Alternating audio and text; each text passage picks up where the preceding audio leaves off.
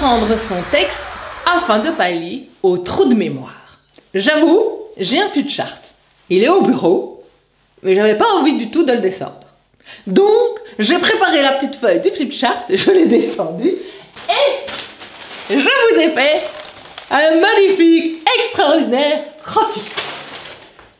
Alors, regardez, ceci est un merveilleux croquis. Oh, c'est comme on veut, un super slide. Eh oui, je suis comme ça. Je n'hésite aucun moyen. Pourquoi je vous ai fait ce tableau? Parce que je vais vous expliquer comment moi j'apprends mon texte. J'appelle ça la théorie de la carte routière. Après, vous pourrez l'appeler comme vous avez envie. Le carré noir va représenter votre texte. Vous voyez, hein, c'est la petite ligne magnifique. Ici, c'est votre texte. Votre texte, vous allez le diviser en différents blocs.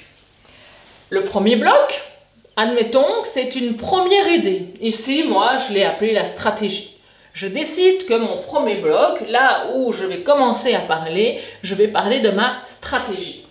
Mon deuxième bloc, c'est une métaphore. C'est la métaphore de la bouteille d'eau. Je l'ai résumé en un seul mot. C'est aussi important que chaque bloc, vous allez me le résumer en un seul mot. Vous pouvez aussi le résumer en une phrase. Faites bien des résumés de chaque bloc. Donc, premier bloc, on a fait son résumé. On a fait le mot général qui représente ce bloc. Ici, mon deuxième bloc, la bouteille d'eau. Et mon troisième bloc, eh bien, c'est mon final. C'est comment je vais terminer et ça va parler de plaisir. Donc, je le résume en un mot. Stratégie, métaphore de la bouteille d'eau et le plaisir. Par la suite, je vais créer une carte routière. C'est-à-dire, eh bien, la stratégie, c'est le départ. Le départ de mon voyage. Je décide que ma stratégie, c'est je monte dans ma voiture et j'allume le contact. Me voici parti pour un long et merveilleux voyage. Mais zut, padaboum! Oh, mais je meurs de soif. Oh, qu'audience, trop rage. Je dois m'arrêter à une station essence. Ben oui, pour m'acheter ma bouteille d'eau. Je m'arrête à la station essence. Mon premier arrêt est la station essence. Donc mon deuxième bloc parle de bouteille d'eau. Je vais chercher ma bouteille d'eau à la station essence. Je bois ma petite bouteille d'eau, c'est-à-dire, oh, mon nez chatouille, il n'arrête pas, je ne sais pas pourquoi. Je m'arrête à la station essence, je prends ma bouteille d'eau, je la bois, donc je viens de discuter de ma métaphore au public. Pour terminer, eh bien, je sais que l'étape finale de mon voyage, après ma bouteille d'eau, je vais me rendre à la plage. Mais quel plaisir! Et oui, la plage, le soleil, c'est du plaisir. J'associe plage et soleil au plaisir et donc plaisir. C'est le mot qui résume mon final et je sais de quoi je vais parler. Voilà une carte routière. Voilà comment vous allez aider votre cerveau à ne pas oublier l'ordre de vos messages. On se rappelle, je pars en voiture, j'ai soif, je vais chercher une bouteille d'eau, c'est ma métaphore. Ensuite, une fois que j'ai terminé ma bouteille d'eau, je repars pour partir à la plage pour aller trouver du plaisir. Et oui, oh, il y a des jours comme ça, on ne sait pas pourquoi, ça chatouille. Et oui, je vais donc délivrer le dernier message que j'ai à dire sur le plaisir.